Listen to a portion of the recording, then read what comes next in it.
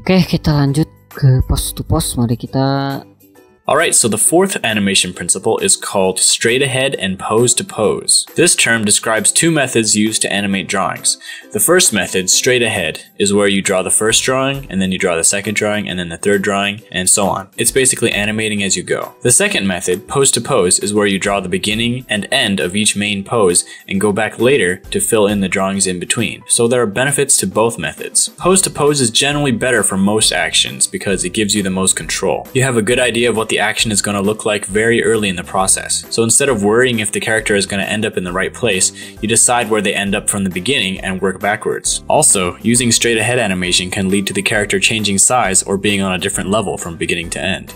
Pose to pose can save you a lot of work. If you were to animate a whole sequence straight ahead and then realize that one pose is off, you would have to change several drawings to fix that one pose. But with pose to pose, you do the main poses to see if it feels right, and you can catch problems early on. Straight ahead animation, on the other hand, is good for animation that is unpredictable. Some examples of this include fire, water particles, clouds of dust, explosions. The reason why straight ahead works well is because there are laws of physics that work at a constant rate, and it's hard to predict how it will work pose to pose. So when animating fire, for example, you just go with the flow based on what you know about fire and let the fire kind of create itself. If we were to look at the beginning and end, we wouldn't even know how to in between it. However, you can still use pose to pose to make the general shapes and fill it in between to make it smoother. Another example of unpredictable animation is overlapping action, which will be covered in depth in the next video. Let's say that a character has floppy ears. You could draw the figure with his ears for each pose and just draw the in-betweens accordingly, but another method is to animate the figure using pose to pose without the ears, and then going through and adding the ears using straight ahead. This is good because you can focus on the figure's movements without the distraction of having to do his ears, and you can also focus on the physics of his ears without the distraction of his body's movement. This also applies to hair, tails, and other appendages. When you work pose to pose, there's some vocabulary that goes into it. There are main poses called keys, secondary poses called extremes, and further broken down poses called breakdowns. Make the keys first, perfect them, then decide the farthest the character will go in each direction using extremes, and then decide how you want the extremes to connect using breakdown poses. At this point, you can start in-betweening. Working with this sort of hierarchy will give you the most control as opposed to doing your pose to pose straight ahead, so to speak. This is like pose to pose within pose to pose, because you are perfecting the poses at each level before moving down to the next level. Ini kesimpulannya ini adalah teknik animasi ya guys, teknik menggerakkan. Di video tadi sih menurut saya sih cukup jelas ya guys, bisa diterapkan saat latihan ini untuk post to post. Kemudian straight ahead ini teknik yang biasa untuk detailing. Oke, saya buka contoh dulu deh. Kalau post to post itu kita akan mengerjakan seperti ini. Pertama bikin ini dulu. Ini teknik ya, selama ini saya bekerja tuh pasti ini dulu pertama, pose ini. Kemudian saya mengerjakan pose ujung, pose terakhir kedua.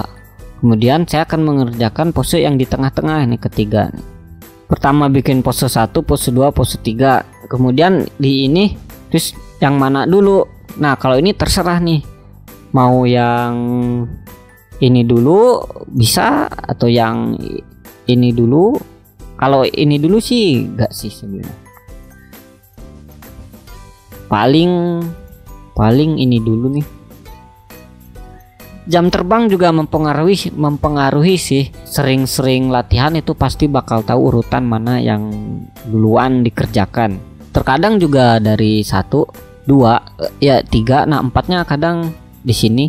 Ini tuh tergantung kondisi, dan juga ya sering-sering latihan pasti bakal tahu lah yang mana yang dikerjakan.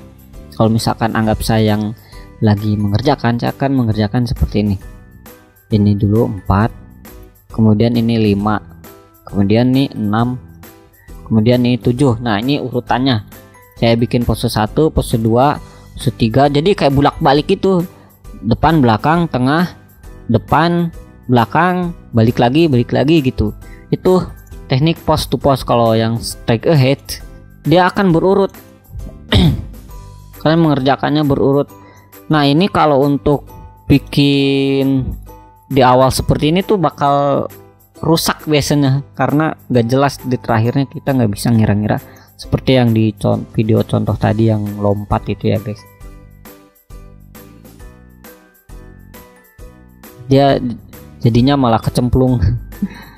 Kadang straight ahead juga gak dipakai gitu, tergantung studi kasus. Yang jelas teknik post to post itu udah yang paling mantap betul gitu.